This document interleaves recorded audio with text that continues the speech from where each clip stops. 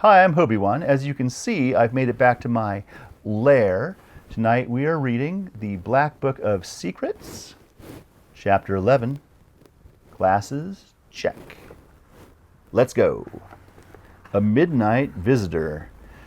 Wake up, hissed Joe, shaking Ludlow's arm. He's here. Ludlow sat up slowly and listened as the church bell struck midnight. He shivered.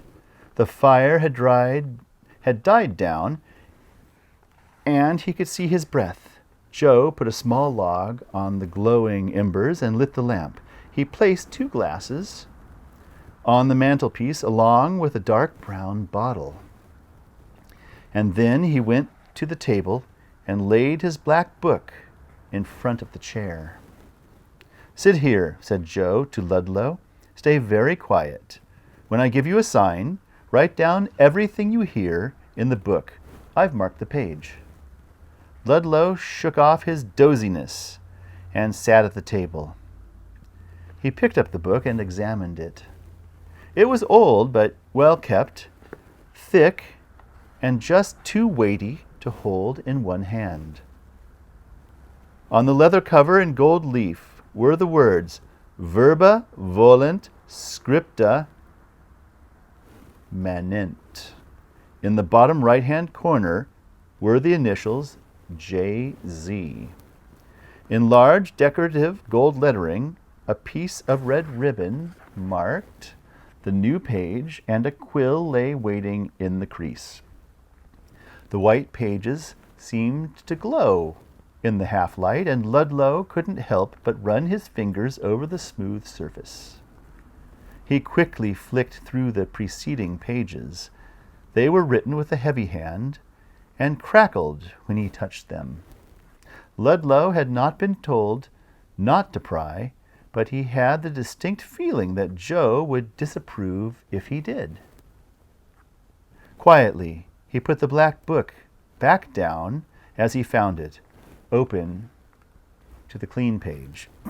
Outside the pawn shop, Obadiah Strang stood on the pavement, wringing his gnarled hands. He wanted to knock, but he was afraid. Perhaps the dead didn't scare him, but sometimes the living did.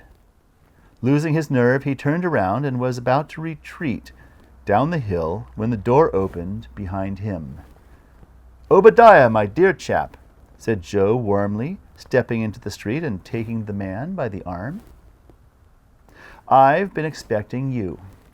Once more, under Joe's penetrating gaze, all resistance deserted Obadiah, and he allowed himself to be led into the back room and placed gently on the chair by the fire.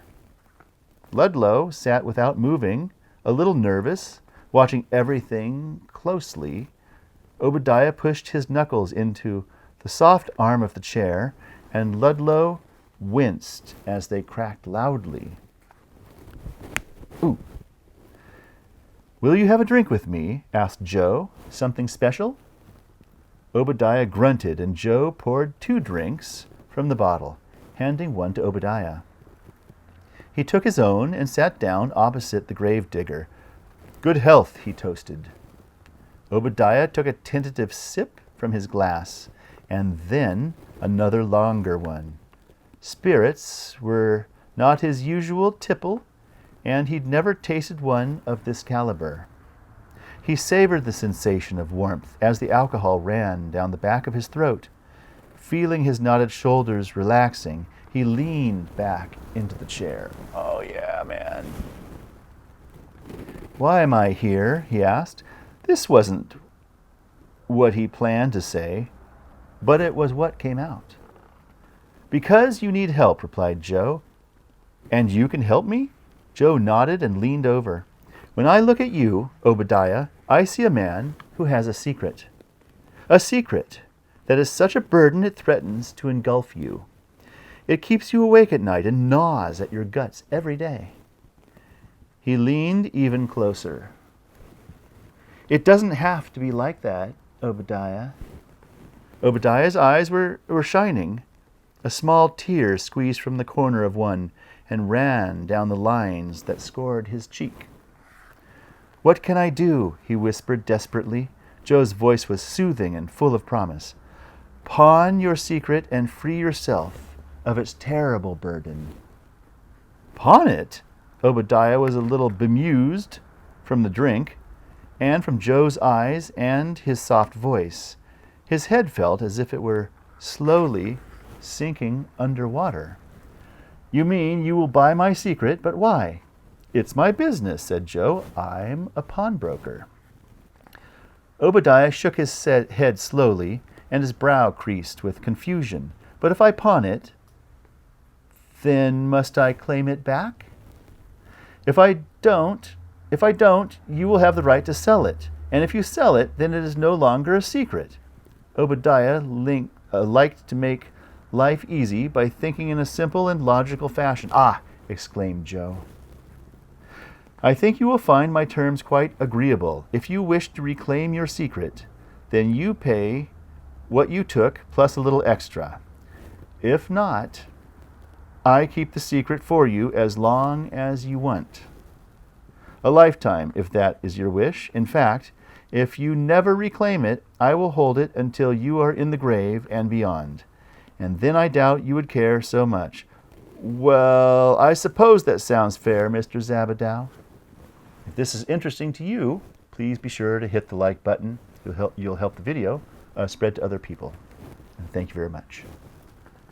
Joe smiled. "Let us get started. I am anxious to set a mind at ease." He nodded discreetly to Ludlow, who realized this was his cue. With a shaking hand, he raised the quill and dipped it in the ink. He held the quill poised over the pristine page. "And you swear you won't tell?" asked Obadiah, quivering. Joe shook his head solemnly. "Never," he said, "on my life." "Then hear this, and maybe you can help. God knows, no one else can." For the next hour, the only sound in the room was Obadiah's trembling voice and the soft scratching of a nib on paper. Ludlow's work had begun. That's the end of chapter 11. Thank you very much for joining me. I'll see you in chapter 12. Bye.